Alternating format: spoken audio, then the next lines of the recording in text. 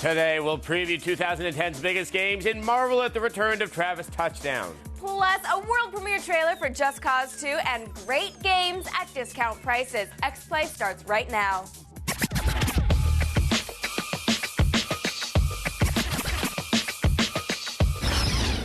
Hello and welcome to X-Play, the gringiest video game show around. I'm Adam Sessler. And I'm Morgan Webb. Today we have got our biggest, most earth-shattering countdown ever. Our top 6 trailers of the year. Yeah, we told you it was big. Ooh. Also coming up, a preview of No More Heroes 2, Desperate Struggle. It's the same insanity you've grown to love, but with 2 beam katanas. Plus, we're going to show you how to save $1. This holiday season, we're going to head to eBay for great games at discount prices. Then we're going to preview Army of Two, the 40th Day. When things go south in Shanghai, all you need is a bro and some hockey masks. And we've got a world-exclusive trailer for Just Cause 2. If you feel like your open-world games are sorely lacking in the grappling hook department, this will make your day. But first, a reason to own a Wii. Just Dance? Well, that and Travis Touchdown. The deadly otaku assassin and star of No More Heroes is back for a full-fledged sequel. I know. We can't believe it either. I know. Someone actually read our letters. I know. They can read. Here's a preview of No More Heroes 2, Desperate Struggle.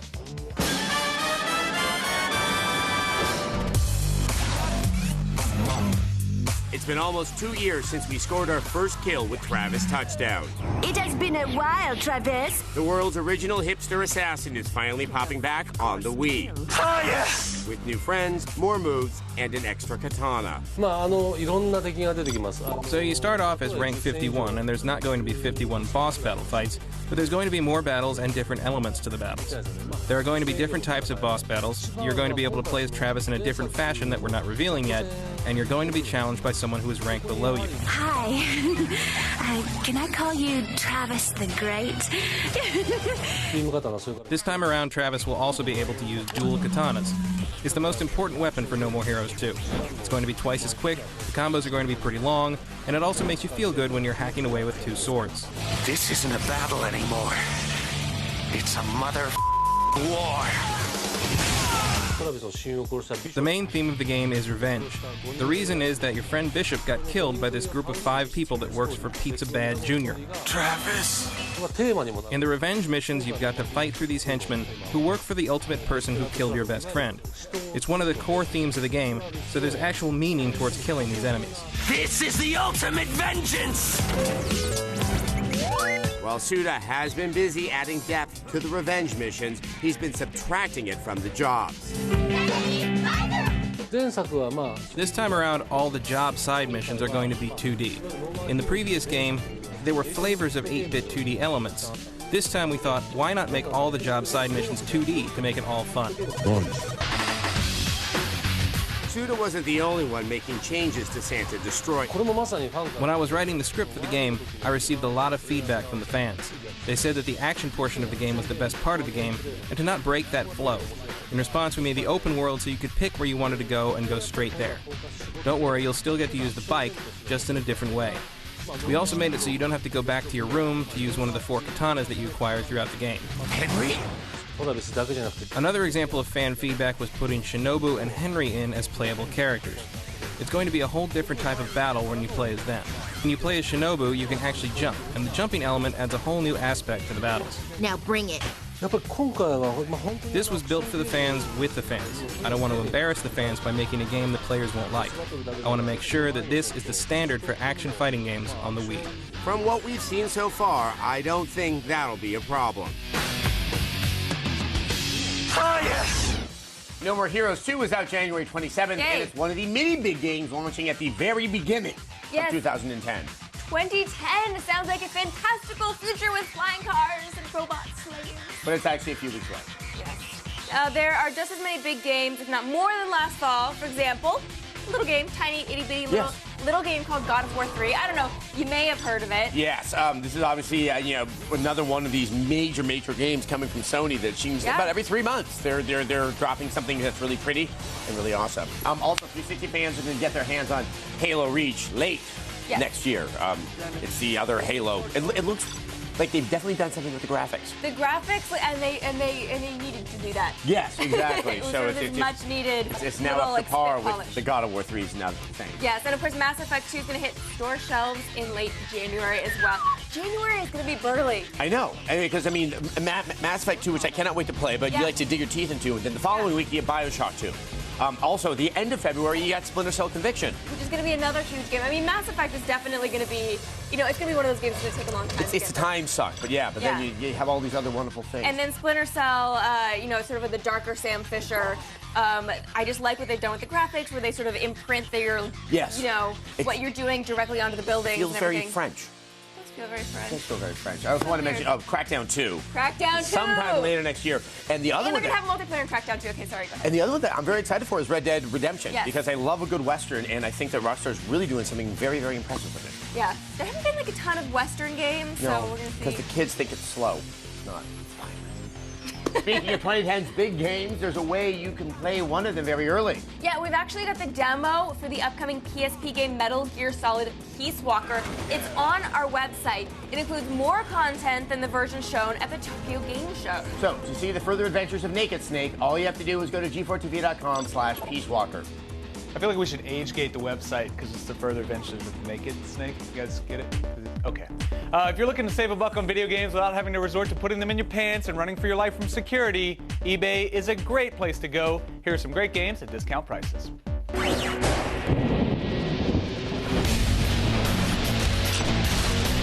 When it comes to incredible value for your dollar, there's nothing quite like Fallout 3. Thoroughly exploring the game's post-apocalyptic capital wasteland will take you plenty of quality time, and at an average selling price of $26, that's about 50 cents an hour. But beyond economy, the biggest selling points are Fallout 3's amazing attention to detail and staggering array of side missions and objectives. Trust me, you will not get bored with this game. I guess it's my turn to thank you. But if you're in a less cerebral mood, you might prefer the Mach 7 speed of Burnout Paradise. This racing game boasts hundreds of events, all set in a massive open-world environment. Imagine a full-fledged amusement park emerge with the windshield-shattering crash-and-burn gameplay this series is known for. You owe it to yourself to spend the low average price of about $16 to test drive it. Your insurance company will thank you.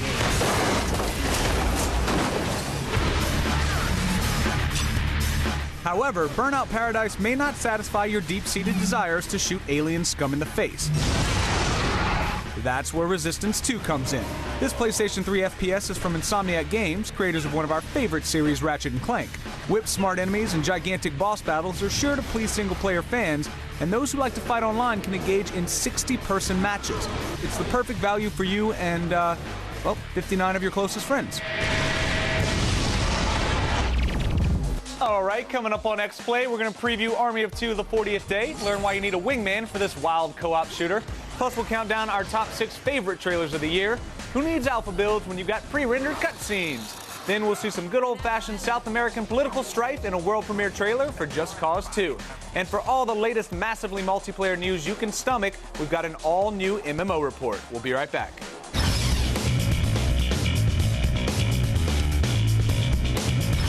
Great games at discount prices is brought to you by eBay. Come to think of it, eBay.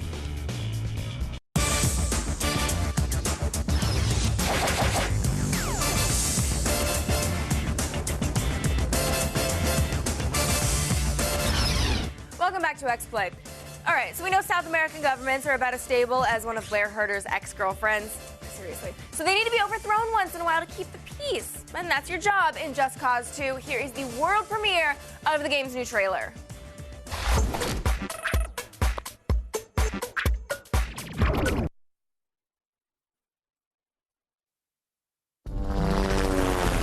Here we are, Panau Island, Southeast Asia's best-kept secret. The old president was assassinated by the new president, Pandak Panay. Sheldon was trying to figure out his agenda when he disappeared. Worst case scenario, he's gone rogue. So what's in it for him? I don't know, Rico. But if he has turned, you gotta take him out.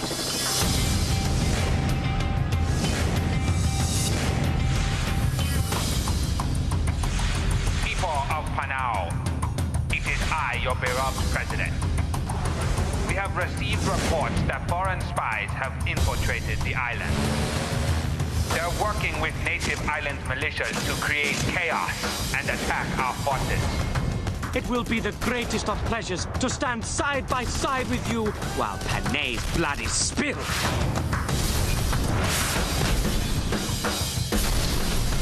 This country is under siege. We must stop them.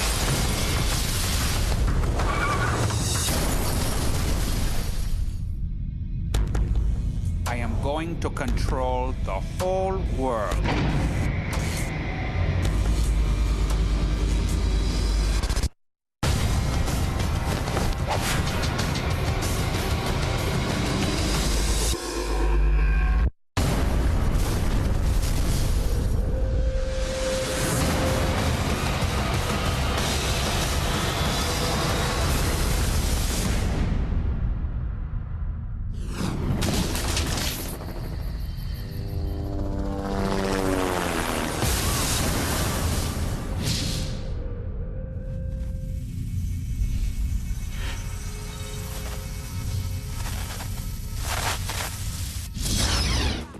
Yet another game in the first quarter of 2010. Now, if you're a game developer with a big budget and all you have to show after years of development is concept art, there's no better way to get hype than by releasing a trailer. Sure, the game might not deliver on those promises, but we can dream. Here are the 6 trailers that rocked our collective world this year.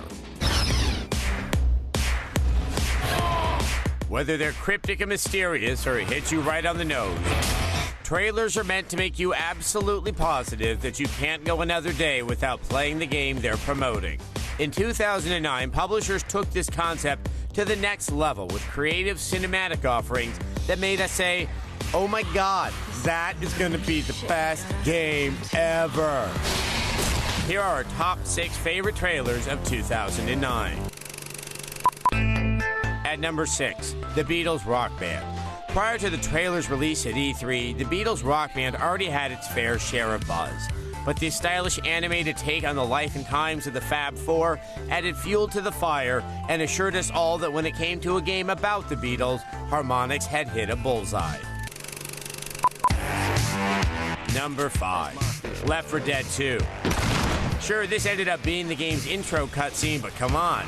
The day it got leaked onto the internet prior to launch was the day people went from saying, I think Left 4 Dead 2 was going to be cool, to saying, I think Left 4 Dead 2 was going to stomp me a new joy hole. As if we could have been more excited. Kill all sons of bitches, right? Number 4, Killzone 2. Slow motion? Check. Close-up shots of soldiers mid-battle? Check. Menacing enemies? Check and double check. This oh-so-quick trailer for Killzone 2 took the well-worn territory of shooter trailers, put its own spin on things, and made us yearn to get back in the fight against the Hellghast. At number 3, it's Metroid The Other M. Where do we even start with this one? I'll tell you where. Right in the beginning where the name Team Ninja appears on screen and makes your head explode. This trailer makes it clear that the next Metroid installment is going to be unlike anything we've seen from this franchise. Number 2, The Last Guardian. For the longest time, this trailer was nothing more than a cryptic hint at a new IP from Sony. Full of amazing visuals and emotion rarely captured in a game trailer, it's convinced us of 2 things. 1, we can't wait to see more, and 2, this game is probably going to make us cry like elderly Italian women at a funeral.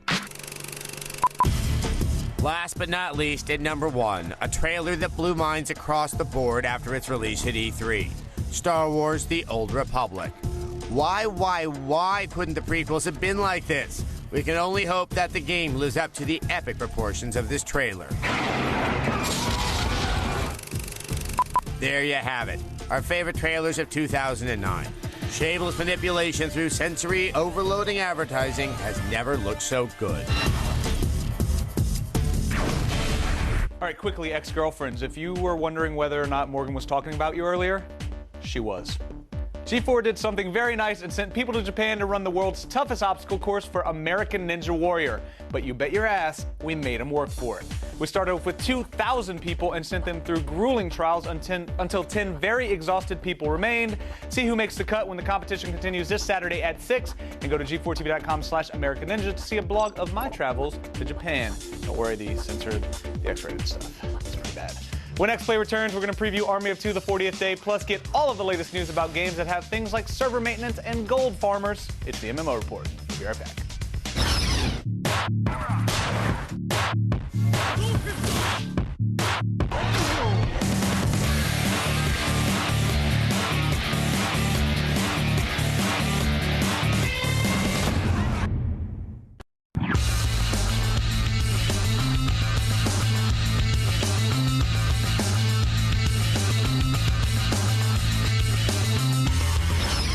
Welcome back to X-Play. I bet you didn't know this, but the MMO Report's Casey Schreiner has a giant tattoo across his chest that says, "Don't tread on me."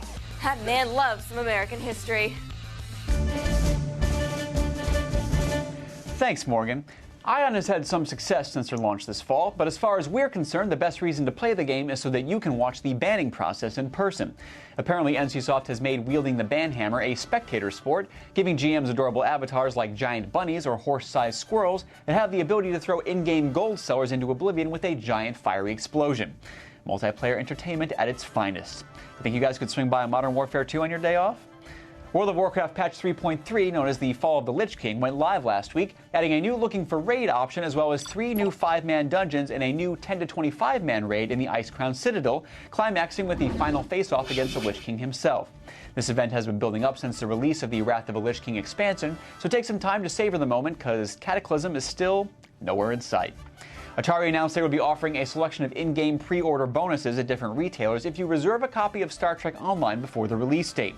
GameStop is offering the chance to pilot the classic USS Enterprise, Best Buy has Pet Tribbles, shopping at Walmart will get you bonus skill points, Target helps you stay on target with the TR-116 ground weapon that can shoot around corners, and Amazon is giving away a liberated Borg bridge officer with unique nanotechnology augmentations. Oh, and if you don't pre-order Star Trek Online anywhere, you get a life, and maybe a bonus girlfriend. Borg officer's probably cooler. For even more happenings in the world of MMOs and a brand new full episode of the MMO Report premiering every Thursday, check out g4tv.com/MMO. And because my 18th mistress just booked an interview on CNN, I'm going to send you back over to Adam in the X-Play studios. If you want to play a shooter that's every man for himself with no teamwork whatsoever, I suggest you check out Team Deathmatch in Modern Warfare 2. But if you're into concepts like cooperation and coordination, have a look at Army of Two, the 40th day. Here's a preview.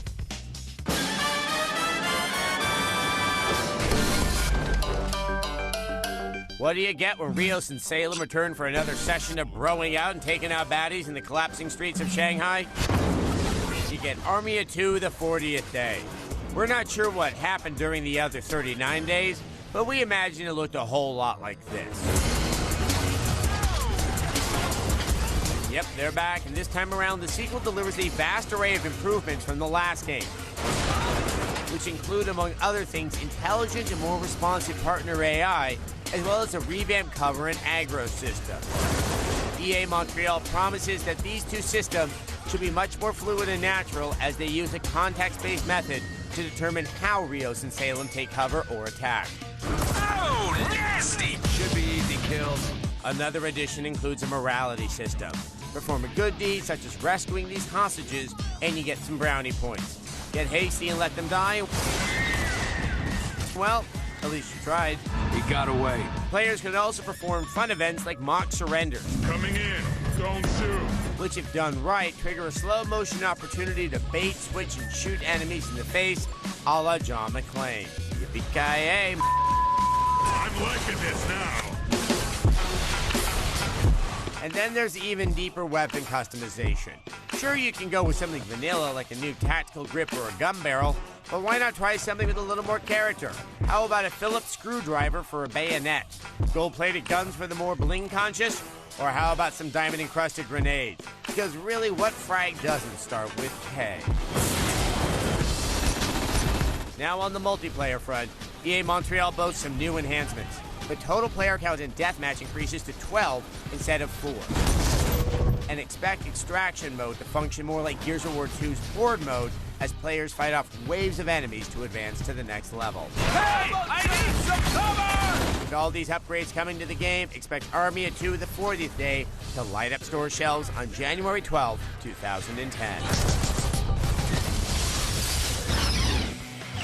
Coming up on X-Play, Ring in the holidays with a bang. We'll stay up all night with the bloodiest, most frantic game of the year, Valve's Left 4 Dead 2.